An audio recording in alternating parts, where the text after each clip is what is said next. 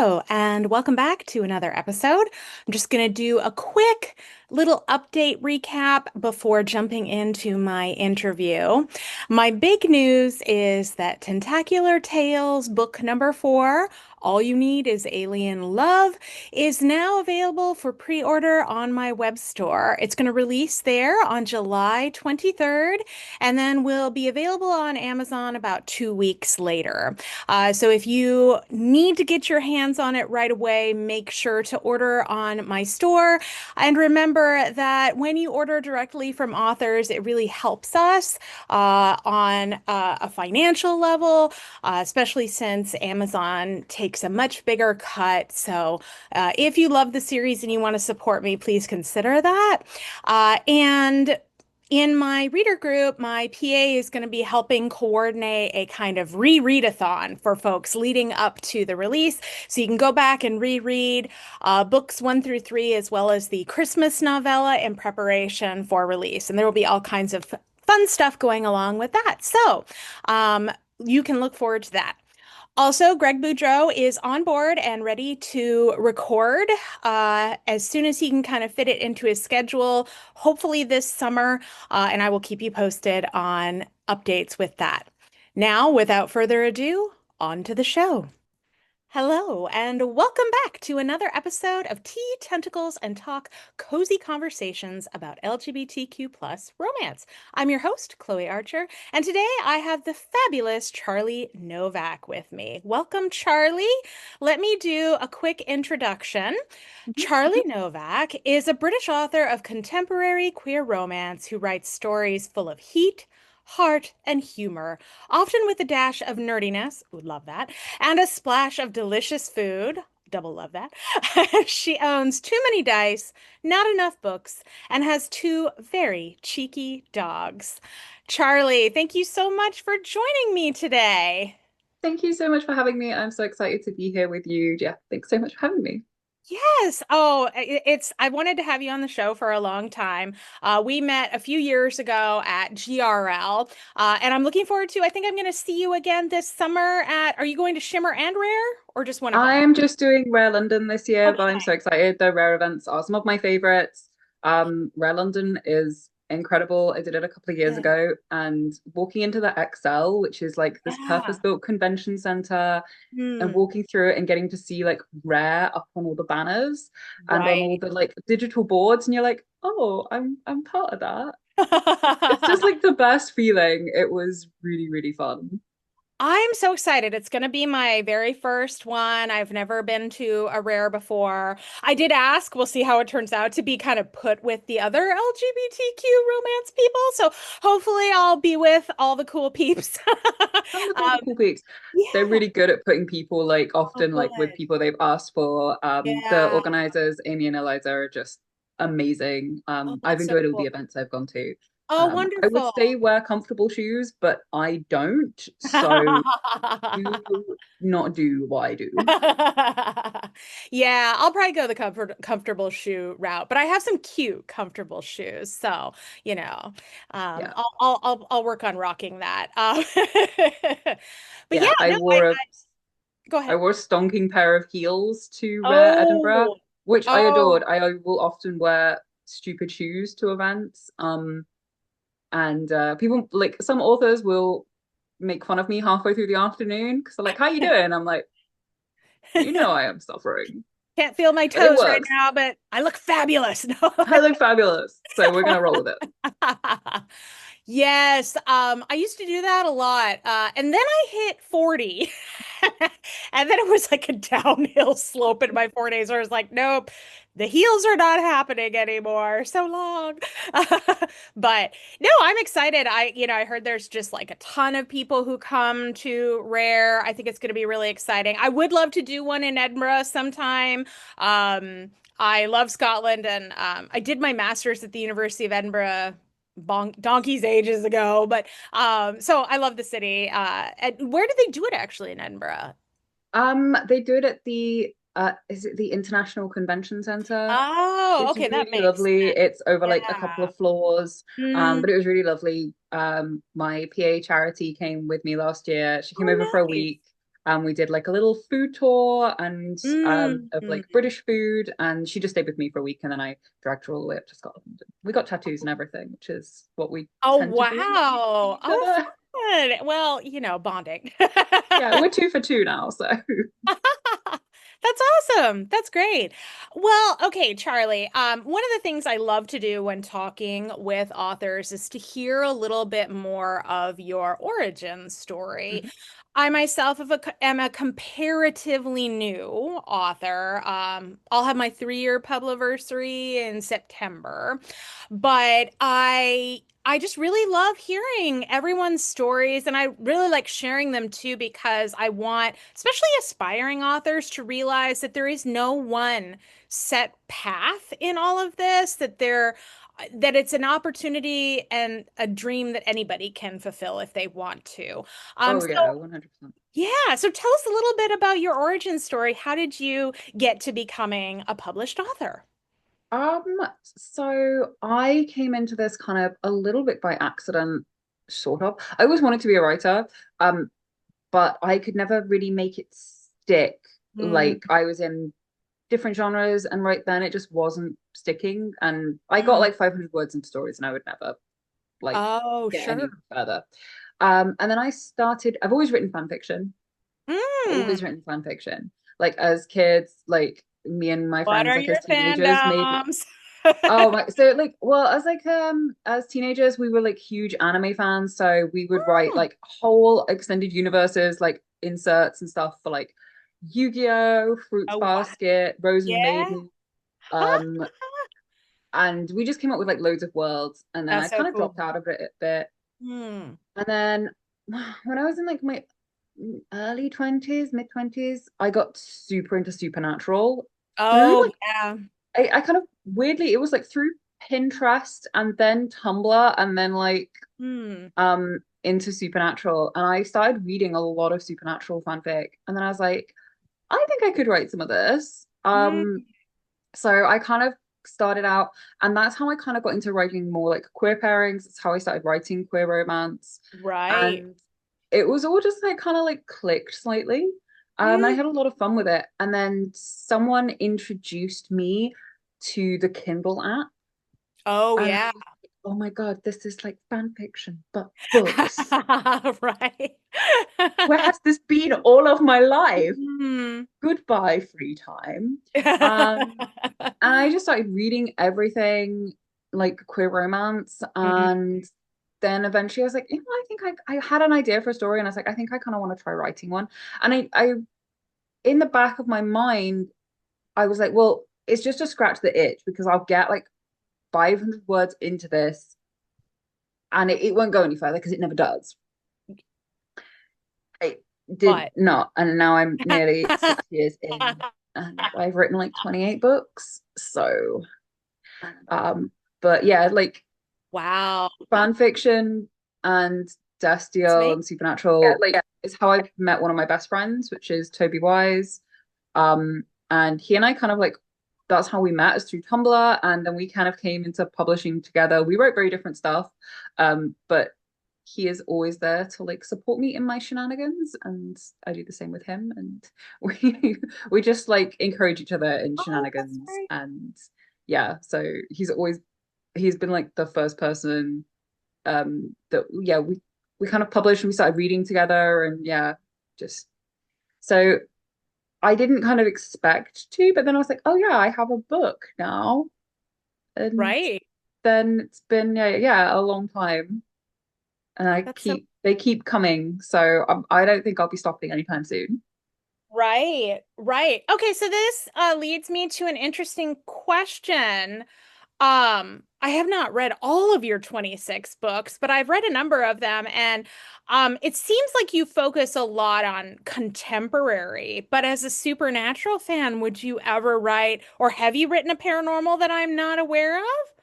I haven't written any paranormal yet. I have like a paranormal idea, and I actually have a romantasy idea like Ah, bouncing around in the back of my mind. And every time I tell people about them, they're like, "Why are you not writing these books?" And I'm like, "When will I have time to write these?" But I do want to write them at some point because I think they'll be right. really fun. So Yeah.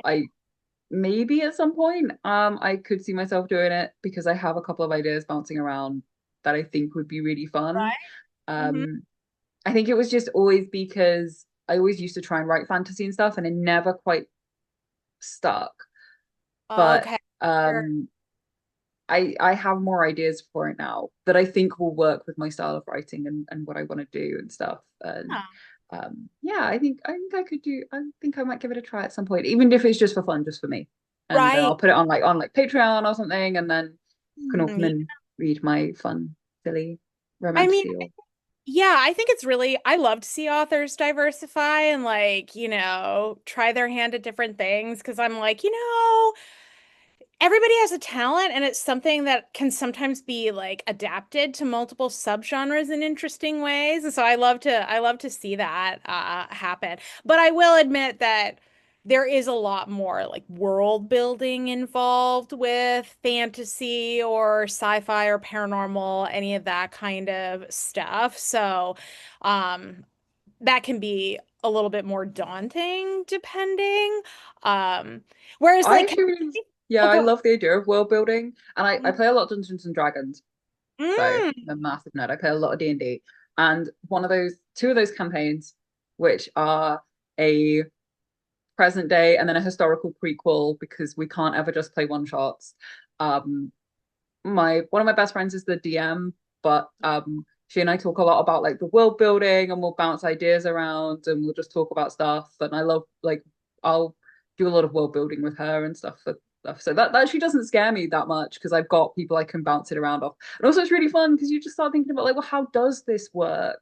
yeah. Like I've been to sci-fi conventions in the past and I went to one and they did a whole panel and it was really interesting and it was about like city building and world building and they Mhm. started talking about like okay well what does your world building look like if dragons are a thing but they are your enemy, so what does your city look like, what does your resources have to look like if your enemy has dragons, like how do you build it? And it was so interesting and they had like a whiteboard and they were like drawing all over like this is where we would put the castle, and it was just really Mhm. yeah, so that kind of thing I think is really interesting. You just get to like take things apart. That's fun. Well, and I really like that kind of communal brainstorming type of stuff. I find that really useful to my own writing process that I'll often very kind of verbally brainstorm with a few people I trust. Like I've got a very close bestie from grad school who kind of shares brain with me a little bit. She's not a writer, but she's an avid reader. And we actually, the thing we bonded over was like being in an English PhD program, but loving reading romance, right? Years ago. And so when I started getting into the genre, she started reading a whole bunch too. And so I'll often sort of be like, okay, I've got this idea, and we'll just start talking, and it will turn into something amazing. I know that doesn't work for everybody, but for me, I tend to, talking is one of the greatest ways for me to get ideas. Yeah, I love that. I do very similar. And often like Charity, or Ali, who does my so helps with my social media, they'll get Mm. like long voice notes. They'll get like mini podcasts where I'm just like, so I think it's gonna work like this. And by the end of like the 6 minute podcast, I figured out what I want to do. I just need to kind of talk it out with someone. Yeah, Um, yeah. It can uh, help so me get unstuck too. yeah, sometimes you just need to like talk it out loud and just be like, okay, so I think it's like this, but I want to do it this and I need this to happen, but I'm also thinking about this. No, we're going to throw that idea away. And sometimes you just need a willing but not willing person to listen to, or just like ambush and be like, I don't actually need you to respond. I just need you to listen and just nod while I talk this problem out. I love that. Well, okay, so that I mean that also begs the question for me, do you do dictation at all? I don't know. Tried I've it? tried dictation. It just doesn't work for Really? me. Hmm. Um, I think I don't know if it's because of the way my brain works, Yeah. with the way my ADHD works. Hmm. I've tried it and I can't quite verbalize the sentences in the way my brain wants to put them Oh, together. sure. Um, I don't know if it's because my brain works faster Mm, than I'm pretty sure my brain works faster than like I could say things and that I can type them. But I've adjusted to being type. able to roughly type at the speed my brain works, or at least to be able to kind of process the difference Mm, over years. And I'm better these days. I don't leave like half of sentences out, which I've had problems with in the past. mm. Um, but I when I've tried dictating, my I'm so focused on what I'm trying to say, my brain is just like, Right. oh, might be something I could do with practice, but I also am just very happy just typing Yeah. away. Oh, I mean, you have to figure out what works for you. I thought it was really interesting that you do a lot of these like voice memos in terms of the brainstorming. So in many respects, you are using dictation to brainstorm. Um, Yeah, pretty much. I mean, I think it's one of these things where you can sometimes use different tools in different ways, right? I've got a friend who like writes a lot of stuff in longhand and that's how that just works for them. And I was like, oh, good Lord, I couldn't do that. Not anymore. I mean, there was a time way back in the 90s when I was used to writing a lot with a pencil or whatever, but not anymore. Yeah. So, I mean, I think, but I like to kind of suss out a little bit about process with authors Hmm. because sometimes you get people who want to give advice and say this is the way it should be done, but what I've discovered is that there is no one way and everybody is different and sometimes you have to try a bunch of different things to sort of find out what works for you. So, can you walk us through a little bit more of your process? So, okay, you've kind of done the potential brainstorming via voice message and everything. How does the process work after that for you? Usually like sometimes I'll sit down and write character profiles quite near the Mm, beginning. Whether it changes or not, but it's a good idea to like it's a good way to get into people's heads a mm, little bit. right.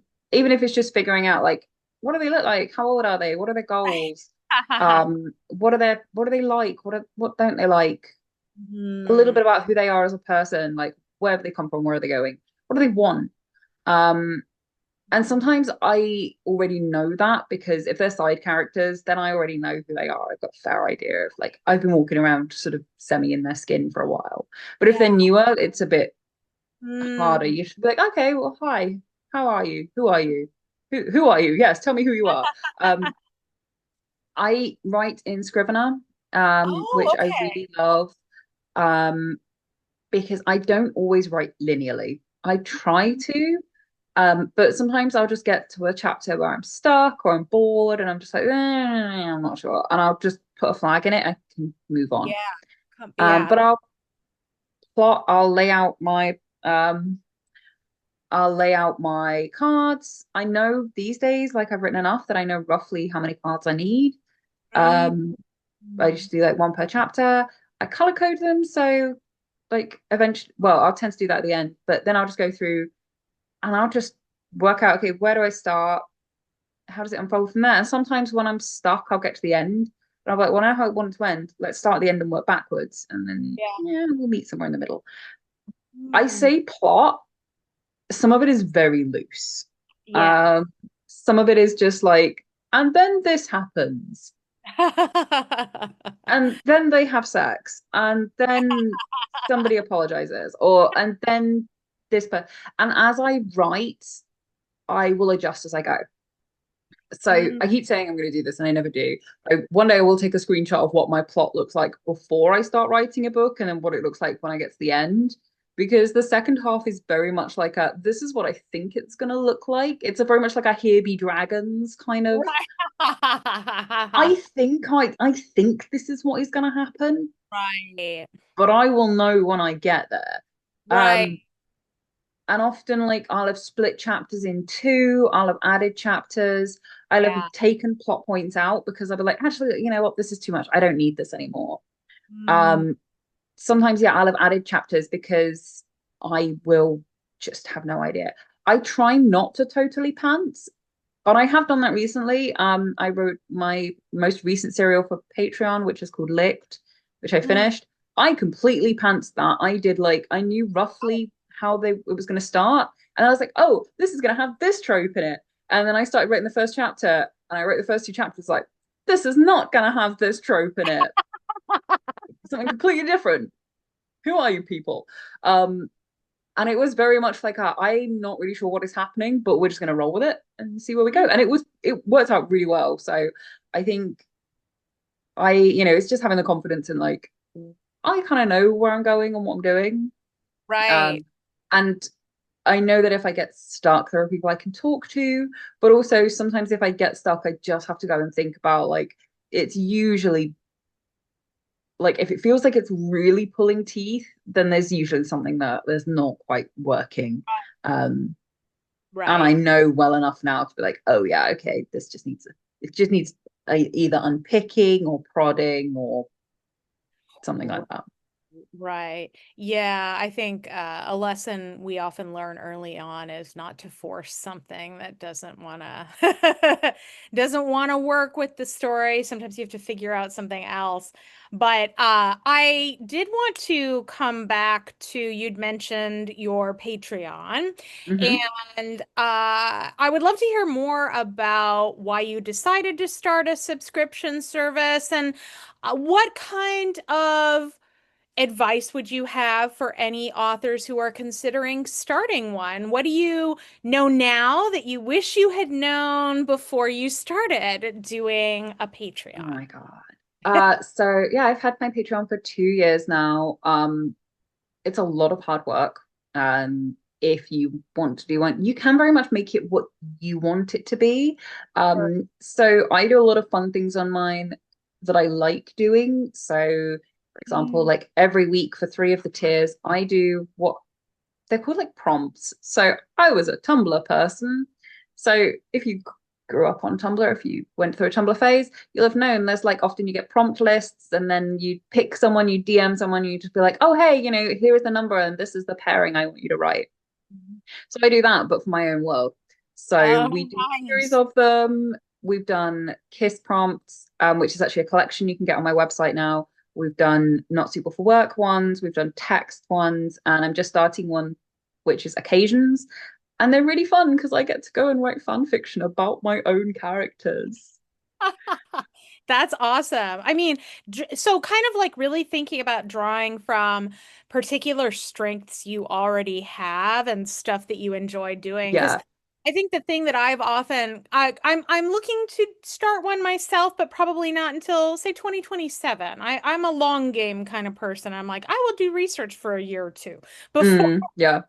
But it does really seem because I'm also one of those people who is like, okay, if I'm going to do this, I need to make sure it's like a long-term investment that is sustainable, right? Not rushing in and then dropping it, right?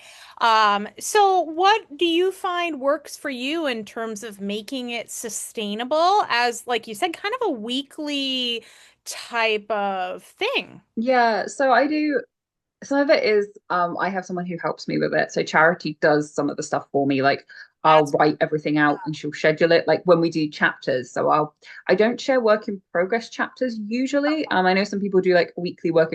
My chapters like sometimes are just not finished or they have big whole like brackets in them where I haven't filled things in. Or yeah, if I've skipped something. So I can't share it. So I usually make sure I have like a fairly serviceable manuscript before I start sharing chapters. But then I will write everything up and I'll write all my author notes because I put little fun notes at the beginning of my chapters and then Charity helps me schedule them. Mhm. But with the weekly Fixlet prompts, like they're only 500. I tend to keep those 500 to 1,000 words. So Sure. they're like a little piece of flash fiction. So you get to pick a character or character pairing or a throuple, and then like a little thing. I'll write a little Fixlet. And they're great. They're like a little writing exercise. And sometimes I do them for characters I'm just about to write their book for because Hmm. helps me get in their head a bit. I also Yeah. write serials. I like writing serials. They're great because, I can write them once a week. People can read them either as I go or save them all up and binge them at the end. And then eventually I usually release them onto Amazon and stuff. Um, Hmm. I know some people who write their serials and are very sensible and write their serial stories like as like in a big chunk and then they'll like have a big chunk stored up, or they'll Yeah. write them all and then just schedule them once a week. I do not do that.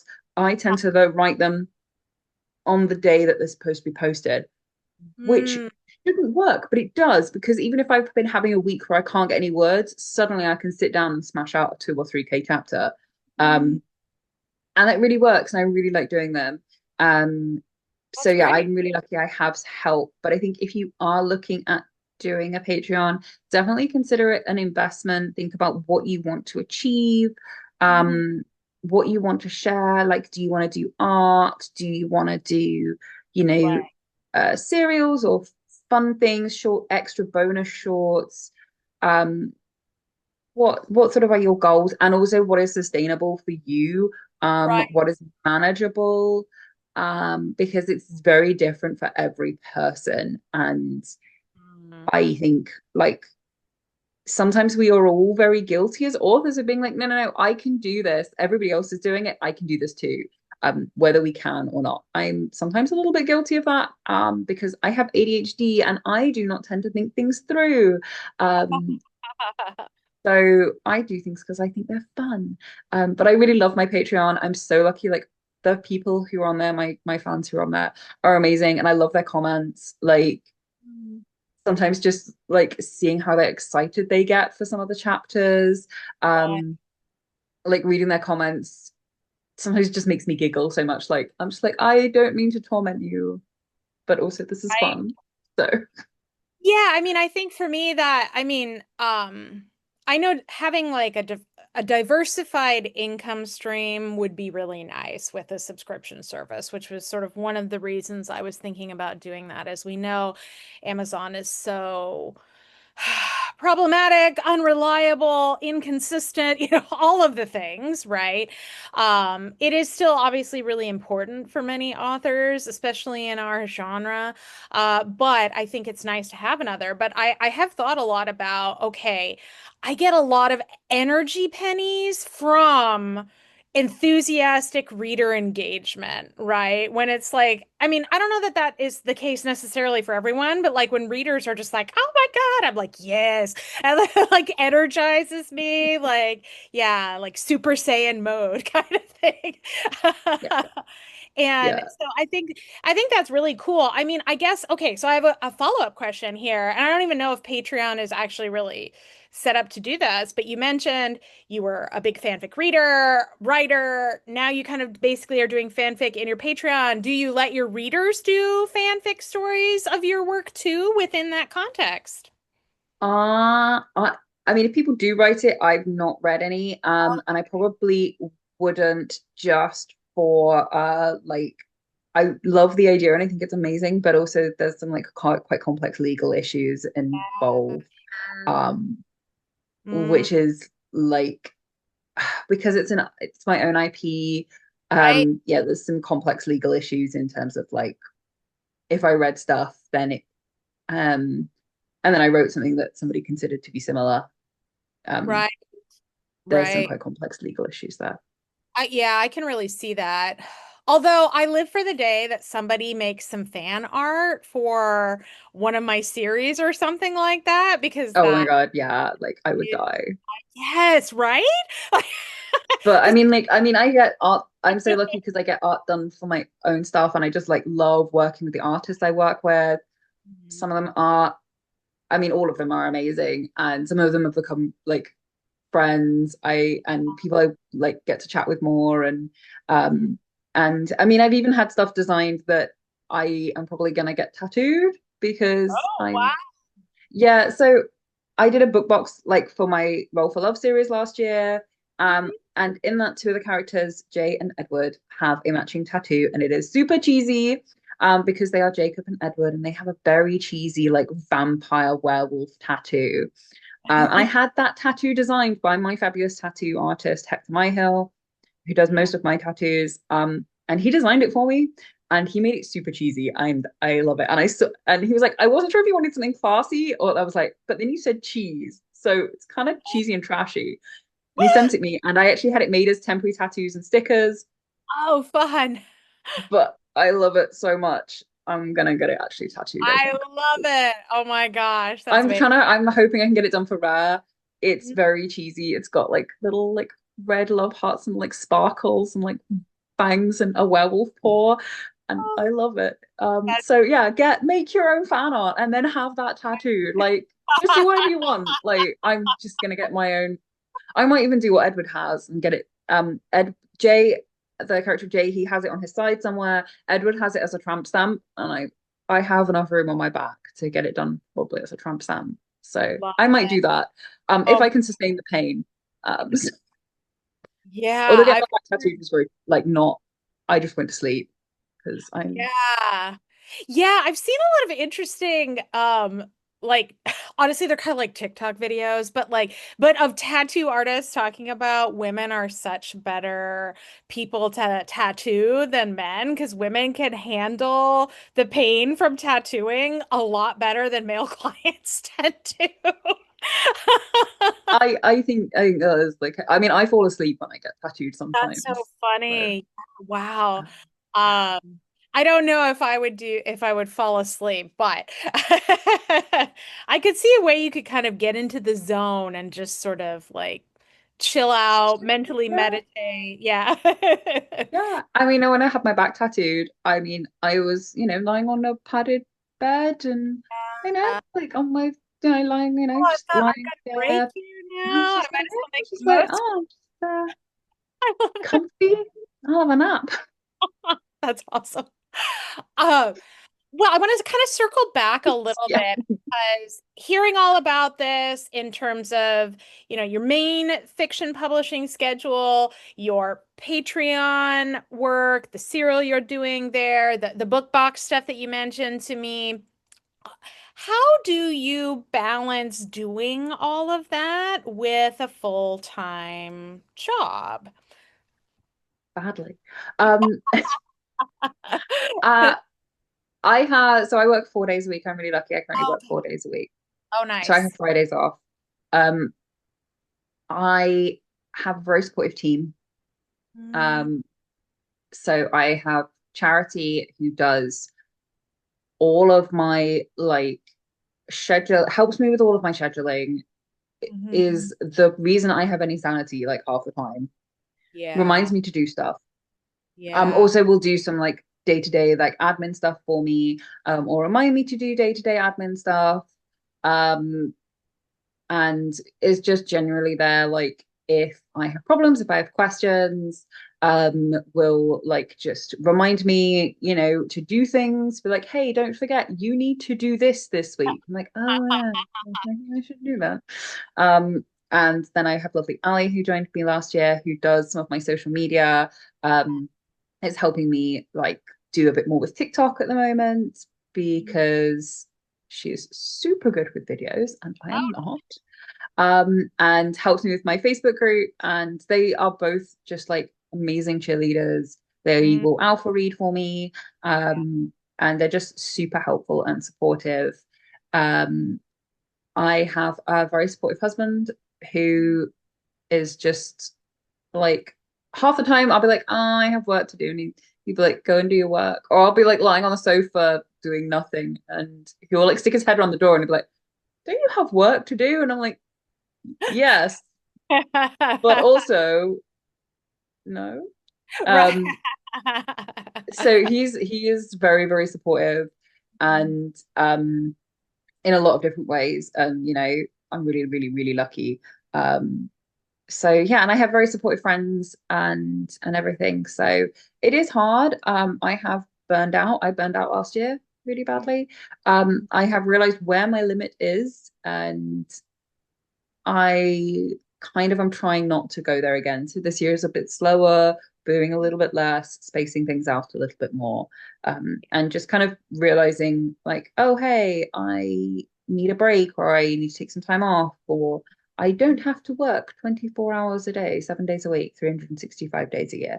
Right. For me, it's not sustainable. So it's just finding ways that are. I like having a day job right now.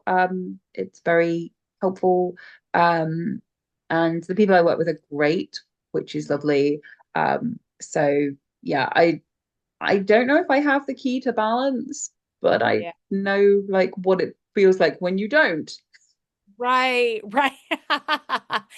Yeah, I think a lot of authors who get into this, many of us have often dreamed, especially if we've wanted to be a writer since childhood, I've dreamed of doing it full time. But the more honestly that I've done this show, actually, and talked with other writers, the more I'm like, I think for me, keeping the day job for a while is the best choice, in part because I do have generalized anxiety disorder, and it takes a bit of the pressure off because there is so much more pressure when everything is riding on each new release. And a lot of the people I've talked to who have had burnout have been full-time people.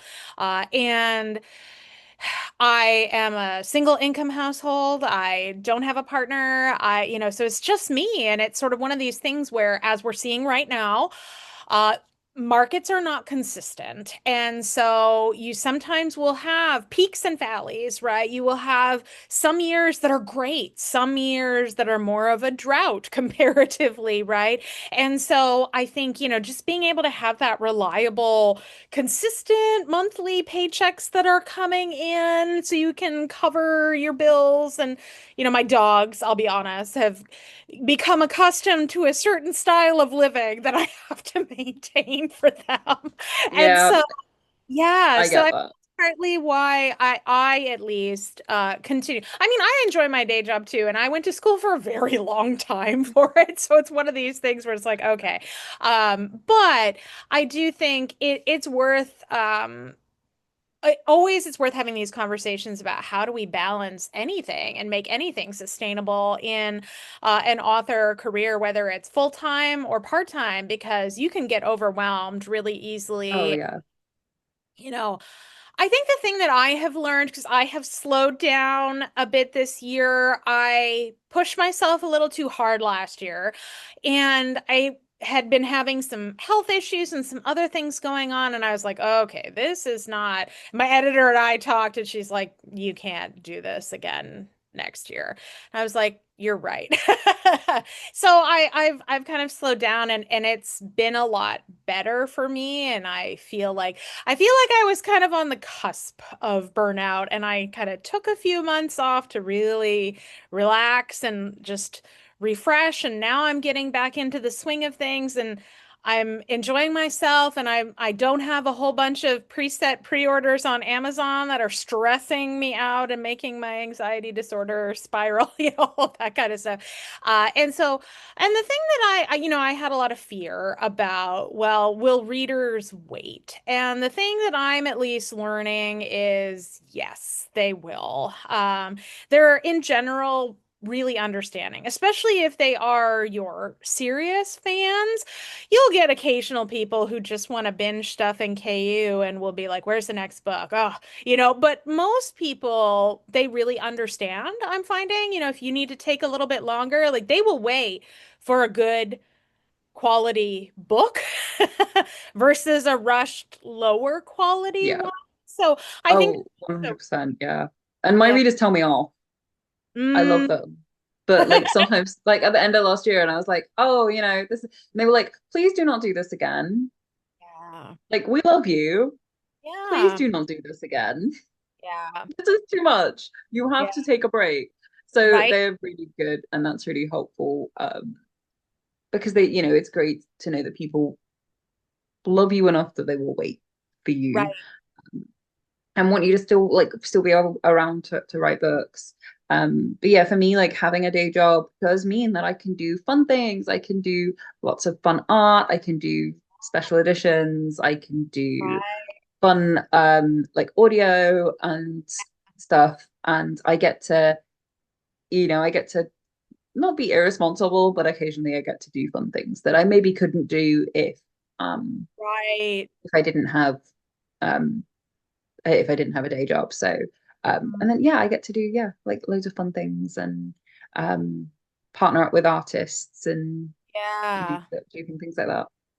That's so cool. I've only worked with like a chibi artist and a cover artist so far, but at some point I've toyed with the idea of commissioning some not safe for work art at some point. So I may talk with you offline and Oh, some please, stuff. please do. Yeah. I'm super lucky. I've worked with quite a few, and I've been really lucky that this year, Mue, who is an amazing German artist, who is on Blue Sky, as Mue Pin, um, he and I have done a lot of stuff together in the past. And I said, hey, would you be like open to doing some regular work like together? And he was like, yeah, that sounds amazing. So he's doing some art for me at the moment, and it was so fun because I was like, what sort of stuff do you like drawing? Like, what are you kind of like drawing wish list right now? And he was like, it's just like a candy store moment. And so he sent me a list, and we're really compatible in the kind of things that we think are cool that we really like. So we're gonna like get to dream up some really cool, fun art together. And his stuff is always beautiful and amazing. So I've been really lucky to work with some really cool artists. And it's always really fun to see how artists interpret things, how they create things. And I get to like do fun things. And then I get to have like funny moments like Moe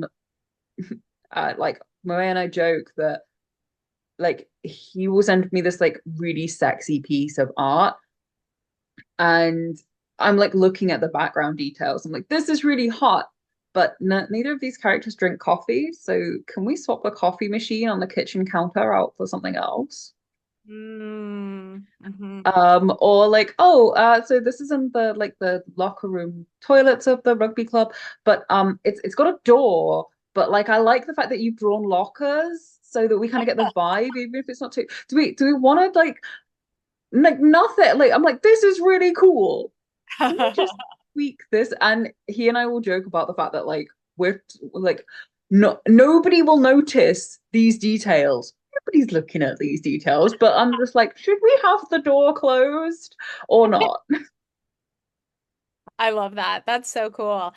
Well, I wanted to chat with you briefly about so you mentioned kind of being in fanfic, but what drew you to writing gay romance? How is sort of depicting underrepresented identities, and this may expand beyond sexuality, but to sort of gender identity, racial identity, ethnic identity, etc. How does that sort of play a role in what you do and sort of what is important to you in the genre? I think like so I am a queer person, and most of the people I know are queer people. So I think like I'd always kind of bounced off MF romance, potentially because some of the kind of way women were written in the books that I try and read and stuff. And there are some amazing MF romances out there, but I just don't know if I ever clicked with them or I picked up the right ones. Um, and for me as a person, like the idea, like, yeah, I'm married and I'm very happily married, but I don't have children. So the idea of like having children being like the end goal was not something that really clicked for me.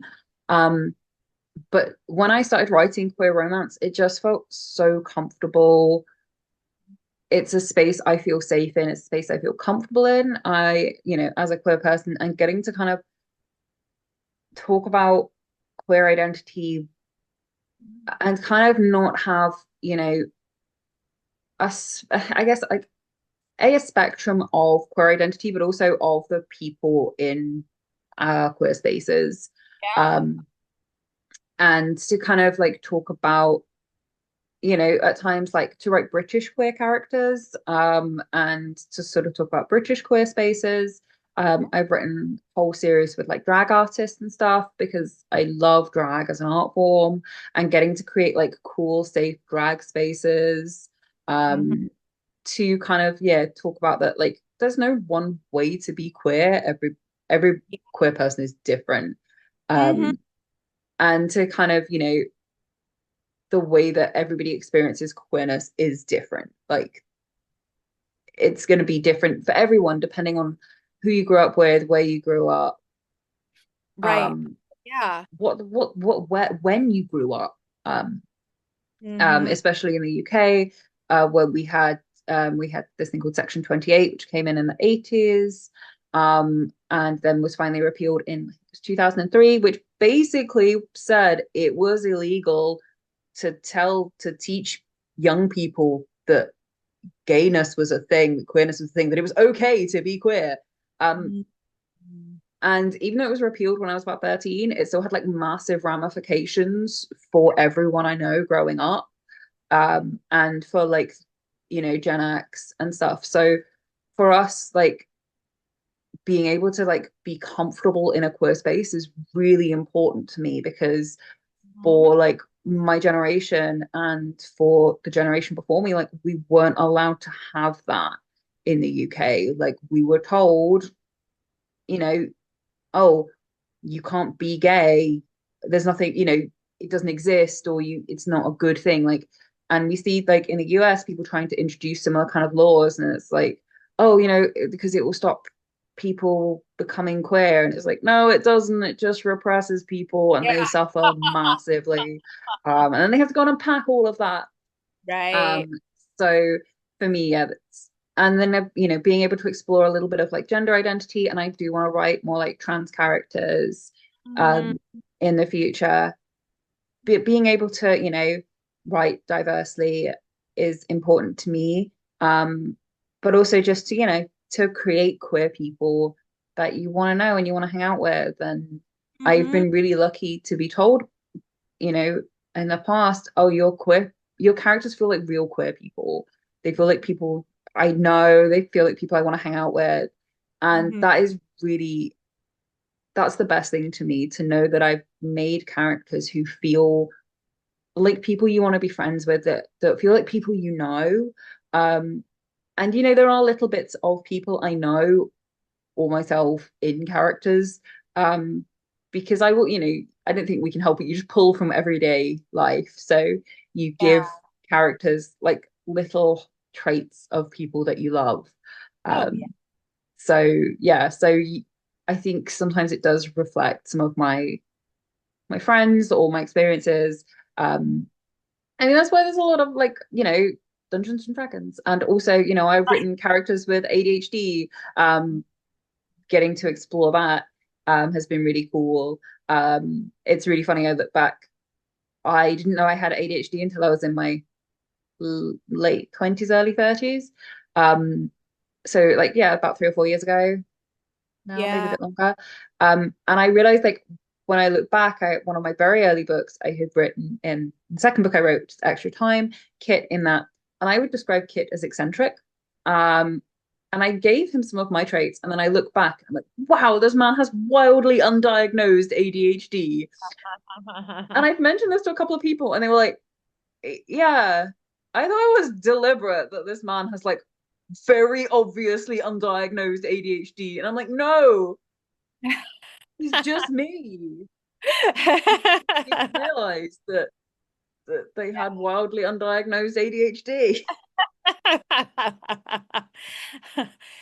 Yeah, I mean, I think thank you so much for sharing that. I'm also a queer writer. I've been out since the 90s. I am Gen X. We're here, we're queer, get used to it.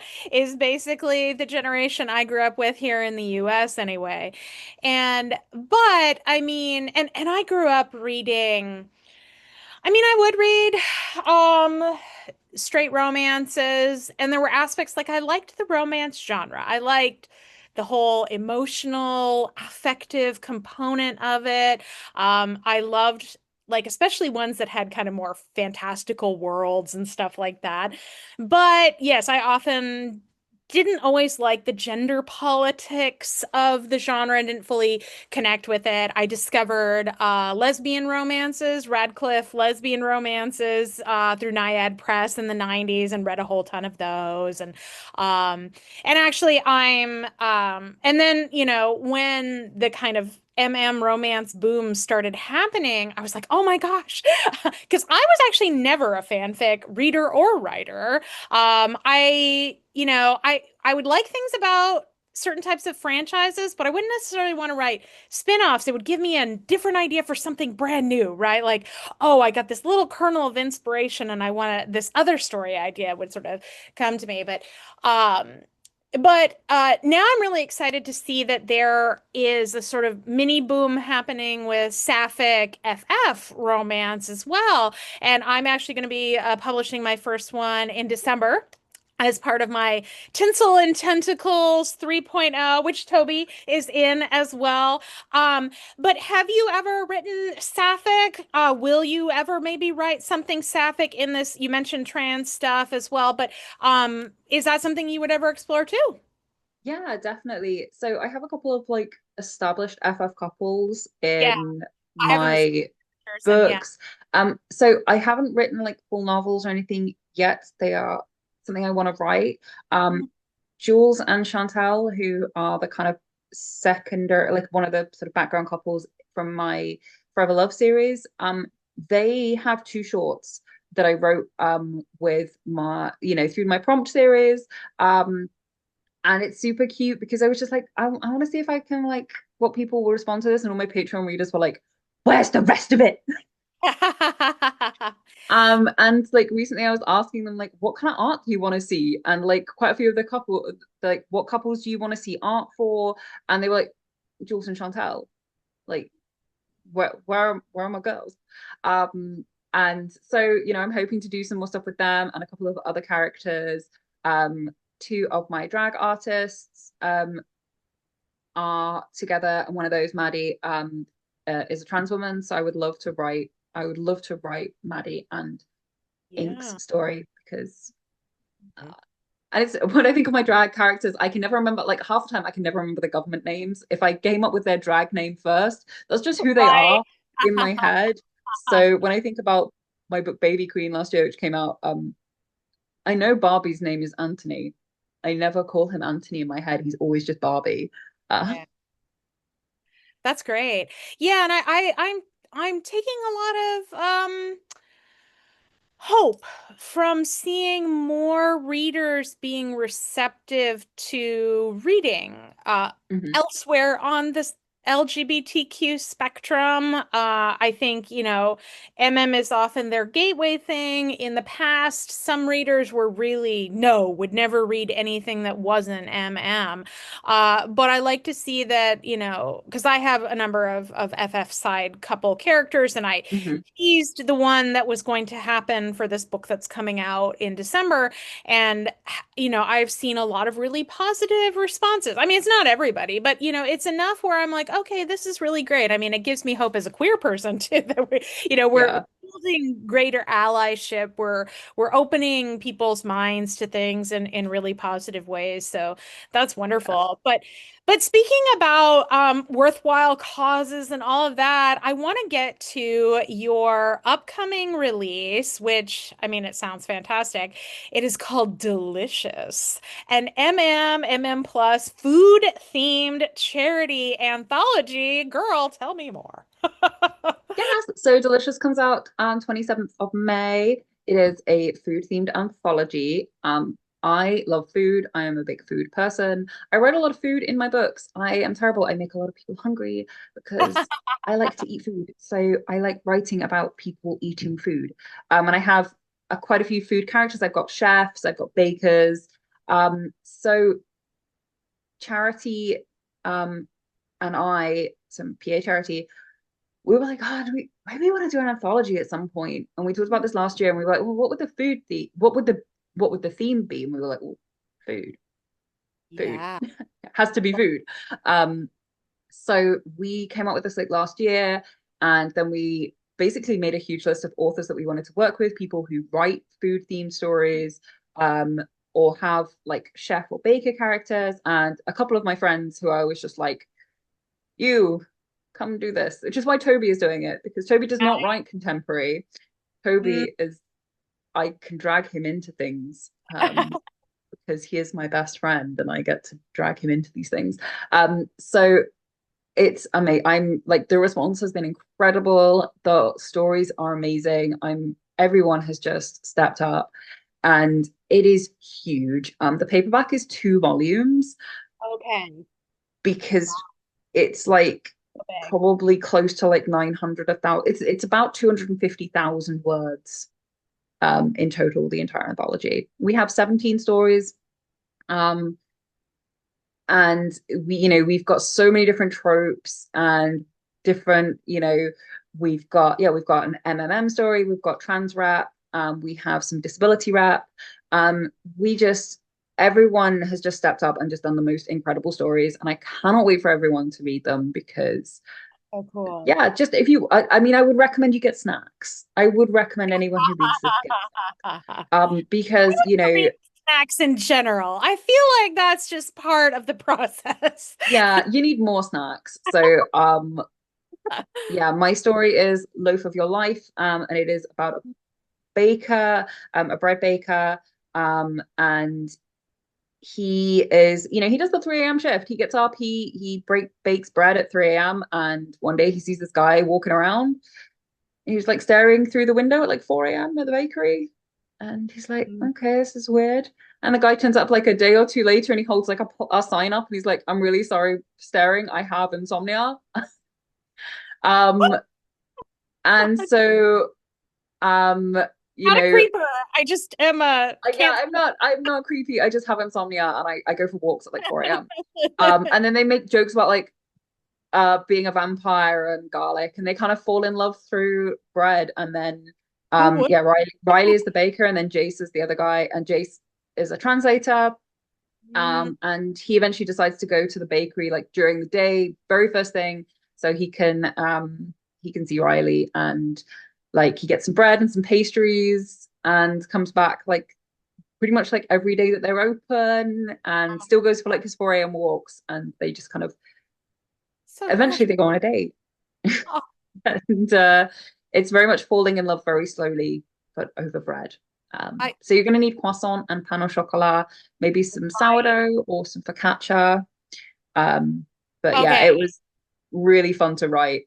And I'm really lucky. I have some great little bakeries near where I live. So Mm. it was like, oh, I will go and buy some bread for research purposes. I need bread.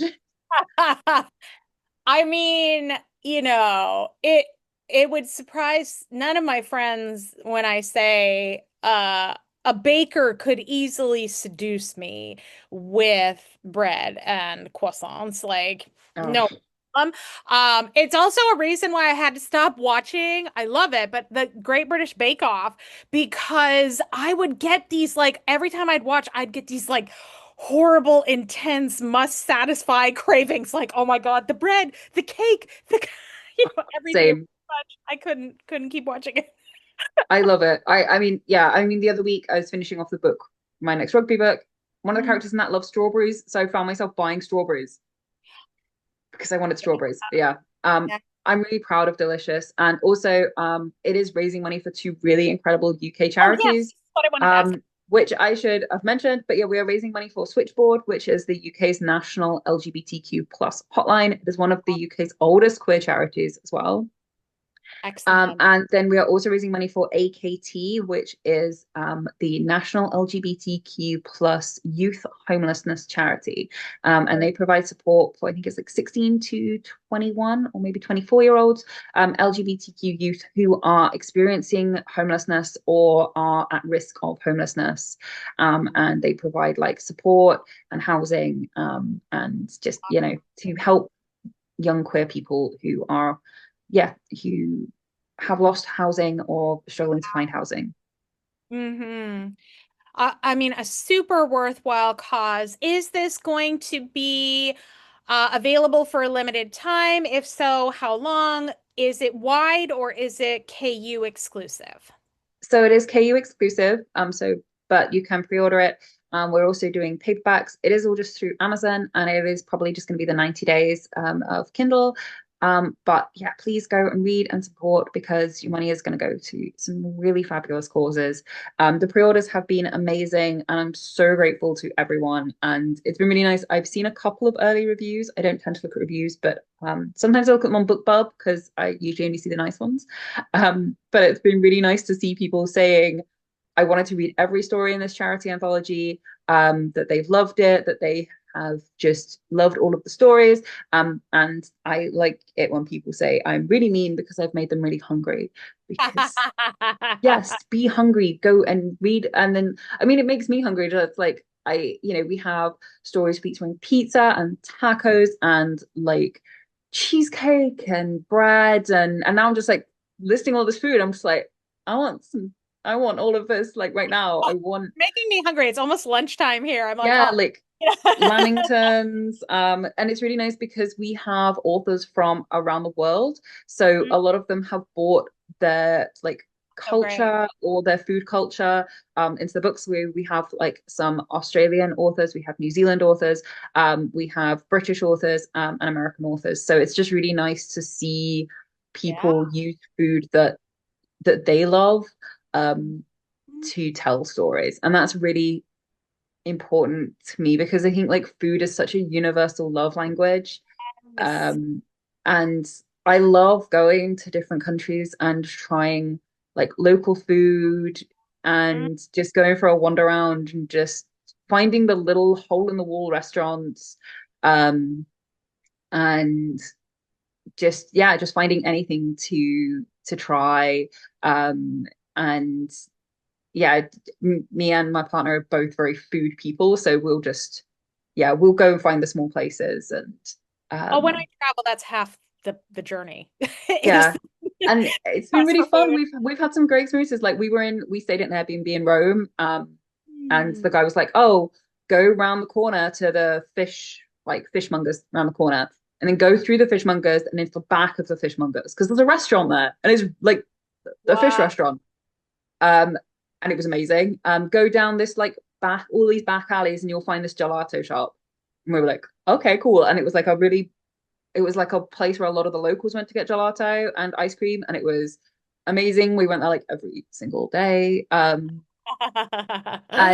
like we were really lucky to go to Sydney a couple of years ago and just like wandering around and just we had an amazing meal at the Blue Door, which is like a really, really lovely restaurant there. And they, did like local produce and local wine and that was really fun. So Cool. yeah, it's writing a food thing, doing a food thing anthology just made sense because food is Mhm. really important to me. And it was really fun last year when Charity came over to the UK. Like she came with a list of stuff that I've written in my books that she wanted to try. Like I want to try like Indian food. We did fish and chips. We went for afternoon tea. I introduced her to the British meal deal from like sandwich from like supermarkets, Yeah, which yeah. love a Oh, you love supermarket that meal deal. Spencer's and yeah. That's Yeah, Percy Pigs from M&S. Like yeah, we just did um a little bit of a food tour. oh yeah. I mean, I think you're missing out if you don't. I already have plans for when I'm over there this summer. So one of my favorite kind of UK, super easy to get kind of things almost anywhere is like curry and chips. That is not a Yes. thing. But I have like I had an Indian roommate in undergrad. Like I love Indian Oh, food. Indian food is so good. Something about curry and chips that is just satisfying to me every single time. So I'm gonna be on the quest for that. I will be like I love a good sticky toffee pudding. Also not a thing that they do here, you You know. need sticky toffee pudding. You need a good Sunday roast. Oh, I'm Yeah. vegetarian. I introduced I don't do Charity to that. cauliflower cheese as well, which changed her like cauliflower cheese, Sunday roast. Yeah. Yeah. Sticky toffee pudding. I mean, I love good mushy peas too. I mean, my grandparents on my dad's side and my dad were all from England, so I have a lot more experience with British food than the average American. But yeah, so I mean, yeah, I'm gonna eat my way through Eat Scotland your and way around London. Just do it. It's gonna be amazing. I'm looking forward to it. Oh, it's so great. Well, we'll definitely have to meet up while Yeah. we're in Yes, London absolutely. to actually see you face to face again. But oh my gosh, I can't believe we've already run out of time. We could I didn't even get to like half the questions we were going to talk about, but I'll just have to have you back on the show sometime. I will absolutely come back. This has been so fun. Thank you. Yes. Well, we always like to end the show here with you giving us a little bit of a sneak preview of what's ahead in your publishing pipeline. And I know you mentioned the book that you're finishing up now, which I believe is called The Scrum Half, that's coming out in July. So can you maybe start and tell us a little bit about that and anything else you might like to share? Yeah, sure. So yeah, obviously Delicious is out soon. Then we have the Scrum Half, which is the third in my rugby romance series. And this one features our captain, Matty, who is falling for his nanny, Harper. Matty's had a lot of trouble with nannies, mostly because Matty is very bossy and overbearing. Um, Harper, however, is sunshine, but also with a core of steel and will not take any of this nonsense. Love. So I love writing that. That comes out in July. I'm trying direct sales for the first time. So if you would like to buy it directly from me for the first time, you can buy it from my web shop, which is just charlienovakshop.com. That'll be the 1st of July when the ebook comes out. And it has art in it as well. It's going to have beautiful art in the ebook. If not, it goes onto Amazon on the 10th of July. And I'm trying to hopefully have paperback copies for Rare as well.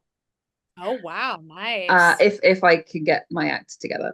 Um, I think it's and more like then Amazon's printing services where yeah, luckily I might try and use another printer, but we'll see how we get on. But that's coming out, and then later in the year I may have another rugby romance. I have two more planned in the series. There will be five in total. Because there's a couple of people that need a story, especially Danny with his mullet and his mustache. Terrible mustache. Because rugby players, I love them. God, I love them, but their hairstyles are not always great. So Danny has a mullet, and I will hopefully be doing another Christmas romance because I love writing Christmas romances. And also, Dan Callie, my narrator, recorded last year's Christmas romance and was like, "When is this person getting a book?" And I was Yeah. like, well, I guess they're gonna get one now. I did already have an idea, but yeah, so that will be hopefully this year, maybe one or two secret projects. And then I have Patreon serials. If you liked my Heather Bay series, just my small town Yorkshire series, I am writing a whole series set in an ice cream shop, not just so I can have ice cream as research. Um, the first one is called Licked, and that is already complete on Patreon. The second one is Dripped, which is starting, and then there will be a third one as well, Ooh. which will be called Popped. And Swirl? they will, I don't know. That's a thing. You they guys do the swirl at all. they will be on like wide release like Amazon or something at some point. But yeah, for now they're just on Patreon. So you can, if you want ice cream, and the first one is just like has the nerdiest meet cute I think even I've ever written. Because it's I love basically it's not a Warhammer tournament, but it's a miniature game like wargaming tournament. her. So that's how Love- they meet Oh, I love. because I am a nerd. Oh, I I'm mean, right say there. I say I'm a nerd. There's like literally dice right here. But yes, no, that's me for the year, and hopefully some audios and you know fun little things here and there. But yes, should be fun. So if you want rugby romance with like single dad and um, you know, rugby thighs and a 3-year-old who is I loved writing Jack. He was I'm not very good with kids, but he was really fun to write. And I've been told I did a good job. So that's all good. Mm. Yeah, I haven't written a ton of children. I have one book, The Orc and the Manny, that has two kids. They're technically orc children. So I was like, okay, I can take some liberties if they're not human, right? But like, it is fun. I have younger siblings, so I have a lot of experience with younger kids, but I don't have any myself. So that is, it's always a challenge to write that. But all of that sounds fantastic. I will put links in the show notes for Delicious and for the July book, as well as your website and your Patreon for folks who are interested in signing up for any of that. And Charlie, thank you so much for being on the show, and I look forward to seeing you in London. And to all my Thank you. viewers, thank you again for tuning in, and I'll see you next time. Bye bye.